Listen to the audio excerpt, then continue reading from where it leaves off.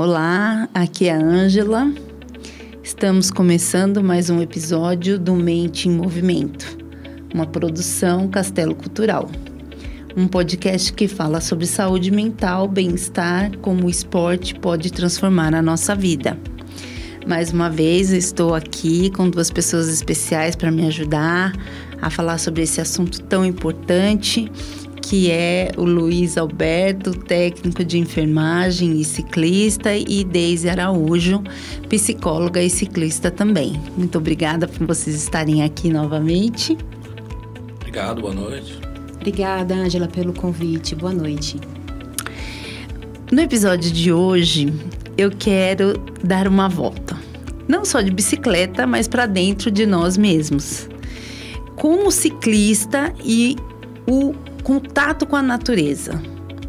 Como o ciclismo e o contato com a natureza salvaram a minha mente num momento de tanta dificuldades e tanta incerteza. Durante a pandemia, todo mundo sabe que tudo parou. A gente estava muito acostumado a pedalar, fazer atividades em grupo, ir para as academias e de repente todo mundo se viu obrigado a parar, né? Ficar dentro de casa. Tudo parou, menos a nossa mente.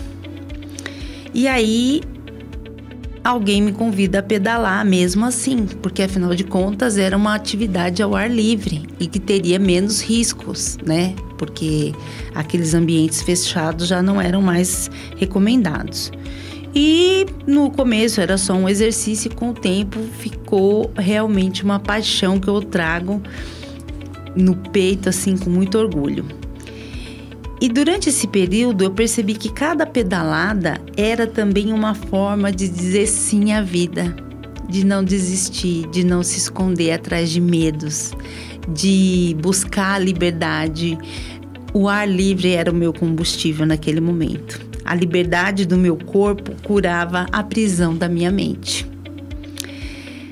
Atividades ao ar livre, elas reduzem o cortisol em até 25%.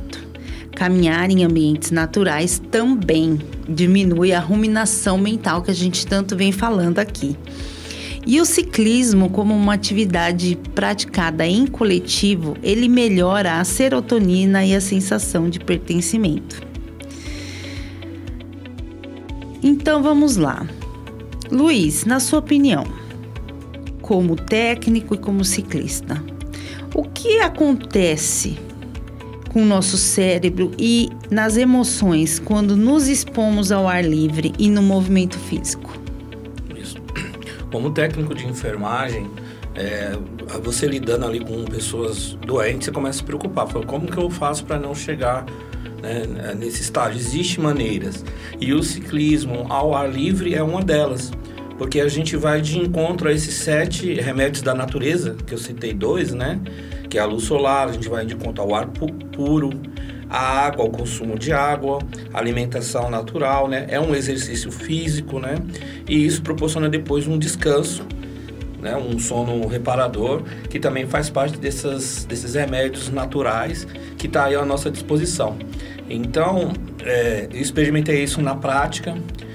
Já pedalei muito sozinho, mas em grupo tem aquela sensação de pertencimento a um grupo e também tem o conhecimento que é partilhado, né? Como trocar uma câmera, a importância de usar um capacete, a importância de como segurança, iluminação, e conhece outras pessoas, faz outras amizades e conhece outros locais, outros lugares, inclusive pontos turísticos, lugares históricos. Então, é uma coisa assim completa. Não é simples nem fácil, mas diante de todas essas informações, a gente acaba se revestindo de coragem e indo. É o que a gente fala de sensação de pertencimento, né? E Deise, fala um pouco pra gente também. Por que o esporte faz bem pra nossa mente? Eu vou começar falando um pouco da minha experiência, breve experiência. Eu estava operada do joelho e eu vi aquele grupo passando. E eu ficava alucinada, porque eu não sabia nem se eu ia poder voltar a andar, quanto mais pedalar. Então, um dia já de muletas, já podendo caminhar ali com as minhas muletas, o grupo estava passando, eu chamei uma das pessoas e era o chefe dos ciclistas e perguntei para ele como é que faz para participar? Tem que pagar quanto? Ele, como assim pagar? Não precisa pagar, Daisy. Né, eu me apresentei antes, ele soube meu nome, ele não precisa pagar não, Daisy, pode vir quando você estiver melhor, porque ele viu minha muleta, e aquilo foi uma inspiração para mim. Então eu vi que era possível, vi um sonho ali para me apegar, e fiz a fisioterapia, busquei melhorar e, enfim, melhorei. Então, o esporte, mesmo antes de você começar, você já começa a ter aquele pensamento positivo, já se enxergando fazendo aquele esporte. Então, antes de começar qualquer atividade, a gente já tem que se projetar fazendo algo, que seja uma caminhada, corrida, porque quando a gente faz os exercícios, liberam alguns hormônios super importantes dentro do nosso corpo e que eles acabam nos curando. Então, por exemplo, a endorfina que é liberada diante dos exercícios, ela acaba sendo um alívio de dor e estresse. Né, libera serotonina, dopamina, que são hormônios associados à motivação, prazer, felicidade. Então, é fundamental que a gente se mova, seja na bike, tem gente, não gosto de bicicleta, tudo bem, descubra o seu exercício, a sua atividade, mas inicie. E ninguém inicia do hard, né, Ângela? Você falou uma coisa muito interessante e é uma pergunta que eu sempre escuto por aí também. As pessoas acham que o grupo de ciclista é só já para os profissionais. E, na verdade, não. Ele abraça os amadores também, né? Como foi o seu caso, como foi o meu caso.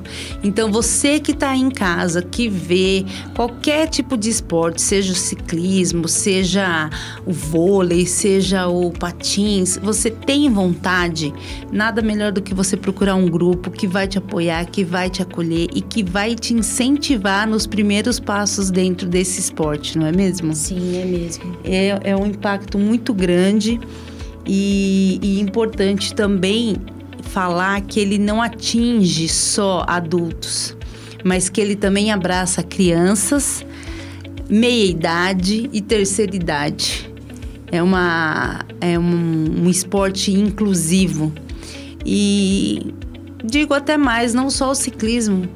A gente tem que, muitas vezes, tirar barreiras que nos impedem de seguir em qualquer direção, porque aí retoma lá naquele assunto da nossa mente que bloqueia ações positivas e a gente tem que ser mais forte que isso, não é mesmo? É mesmo, Ângela. Você comentou sobre crianças, né? Tem adolescentes. Quando eles praticam esportes, eles acabam desenvolvendo também habilidades socioemocionais, né, com relação a limites, frustrações, vitórias, lidar com derrotas. Então, é super importante ter esse iniciar do esporte desde pequeno.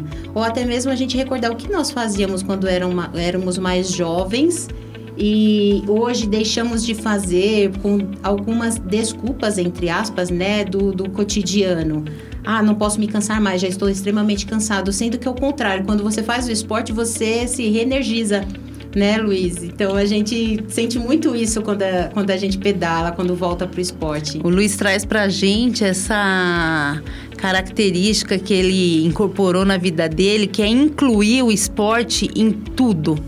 Então, como meio de transporte, como condição para você ir até um lugar, é uma forma de você estar mais em contato com a atividade física, não é mesmo? E isso é muito importante, sair de casa também, né? Largar o sofá. É muito importante e está aberto a todos. A gente, aqui em Osasco, a gente tem os grupos, né? Para iniciantes, que na segunda-feira com criança, um pedalzinho mais leve. Aí depois tem aqueles mais intermediário. Aí conforme você vai sentindo necessidade, tem as cicloviagens, né? Que às vezes no domingo vai para uma outra cidade. Então tem toda uma evolução que está à sua disposição. Muito bem, quero agradecer, novamente dizer para você que ouviu esse podcast, que se identificou ou que conhece alguém que se identifica e que precisa também desses minutinhos de conhecimento, compartilha, manda para ele que vai estar ajudando e fortalecendo. E nos vemos no próximo episódio. Já quero deixar vocês aqui pensando sobre o nosso próximo tema, que é o medo da pausa e da solidão. Até lá, quem sabe você não dá uma voltinha de bike. Muito obrigada.